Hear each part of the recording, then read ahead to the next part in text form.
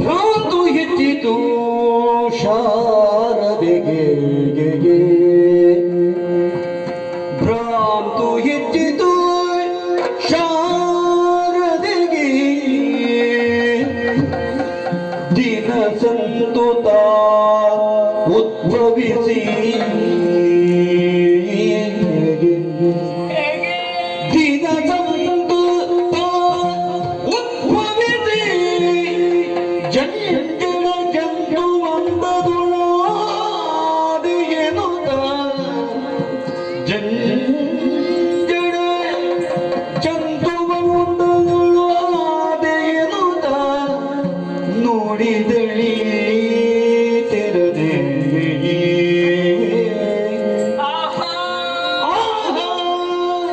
ಕಾರ್ಯ ಕೆಟ್ಟೋದು ಬೆಟ್ಟ ತಾನೇನೋ ಸ್ವಾರ್ಥ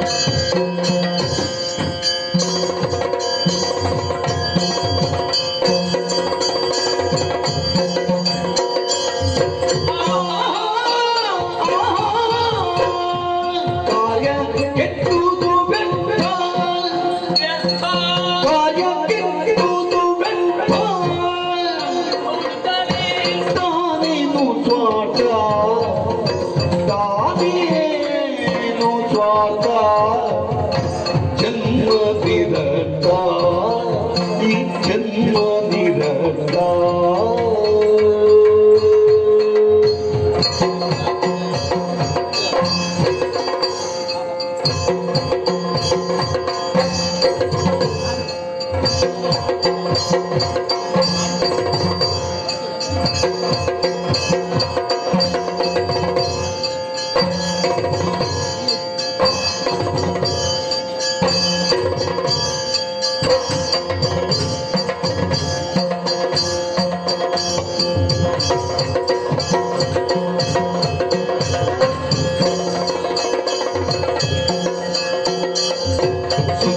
ಸುಜ್ಞಾನಿಗಳಾಗೀಗ ಮುನಿಗಳ ಕೂಡಿ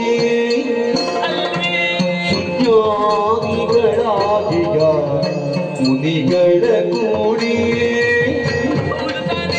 ಯಜ್ಞದಿ ಪಡೆದನು ವಿಧಿ ದೋಷ ಕೂಡಿ ಯಜ್ಞದಿ ಪಡೆದನು ವಿಧಿ ದೋಷ ಕೂಡಿ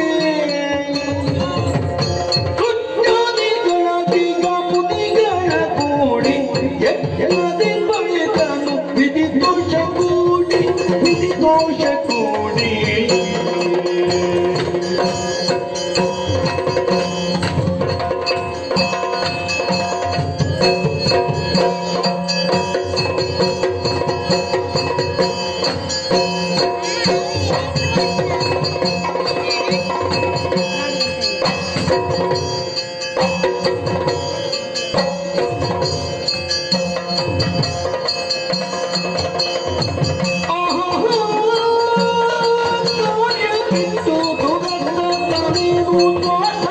ಜನ್ಮ ನಿಬಂಧ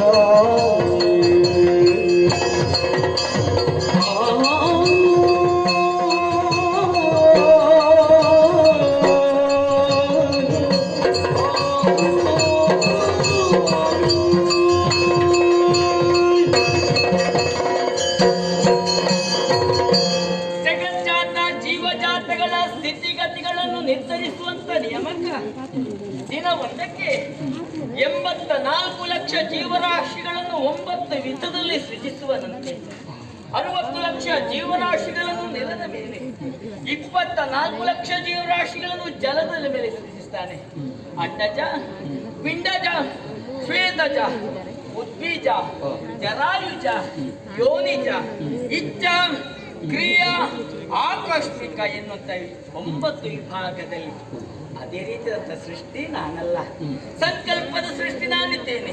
ವೆಚ್ಚದ ಮೂಲಕವಾಗಿ ಇಂಥವಳೇ ಜನನವಾಗಬೇಕು ಎನ್ನುವಂತ ಸಂಕಲ್ಪವನ್ನು ಇರಿಸಿಕೊಂಡು ನನ್ನನ್ನು ಪಡೆದವನಿದ್ದಾನೆ ಬ್ರಹ್ಮ. ಆದ್ರೆ ಈ ಸಮಯದಲ್ಲಿ ನನ್ನನ್ನು ಪಡೆದ ಉದ್ದೇಶ ಏನು ಎನ್ನುವುದನ್ನು ಚೆನ್ನಾಗಿ ಅರ್ಥವಿಸಿಕೊಂಡವಳಿದ್ದೇನೆ. ಆದರೆ ಈ ಸಮಯದಲ್ಲಿ ನನ್ನ ಆಸೆ ಈಡೇರದೆ ಹೋಗಿದೆ. ಕಾರಣ ಏನೆಂಬುದಾಗಿ ತಿಳಿಯುತ್ತಿಲ್ಲ. ನಾಳೆ ನಾಳೆ ಎನ್ನುವಂತ ವಿಚಾರವನ್ನೇ ಬ್ರಹ್ಮದೇವ ಆಡುತ್ತಾ ಇದ್ದಾರಲ್ಲ, ಅಪ್ಪ ಈ ರೀತಿಯಾಗಿ ಯಾಕೆ ವ್ಯವಹರಿಸ್ತಾ ಇದ್ದಾರೆ ನನಗೊಂದು ಅರ್ಥವಾಗುತ್ತಾ ಇಲ್ಲ. ನಾನು ಇದರಲ್ಲಿ ಯೋಚನೆ ಮಾಡೋದು, ನಾ ಪೀಠಕ್ಕೆ ಏರುವುದಕ್ಕೆ ಅರ್ಹತೆಯನ್ನು ಹೊಂದಿಲ್ವೇ? ಆ ಯೋಗ್ಯತೆ ನನ್ನಲ್ಲಿ ಇಲ್ಲವೇ?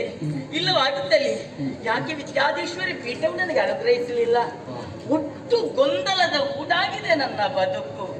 ಆದ್ರೆ ನನ್ನಲ್ಲಿ ನಾನು ತರ್ಕಿಸುವುದಲ್ಲ, ಅಪ್ಪನಿದ್ದಾರಲ್ಲ, ಸೃಷ್ಟಿಕರ್ತನಾದಂತ ಬ್ರಹ್ಮ ಸುಜ್ಞಾನಿದ್ದಾನೆ, ಲೋಕ ಹೊಂದಿದ್ದಾನಿದ್ದಾನೆ. ಆತನ ಬಳಿಗೆ ಹೋಗಿ ಸಕಲ ವಿಚಾರವನ್ನು ತಿಳಿಸಬೇಕು. ಅದಕ್ಕೆ ಬೇಕಾಗಿ ನೇರವಾಗಿ ಅಪ್ಪನ ಬಳಿಗೆ ಸಾಗುತ್ತೆ.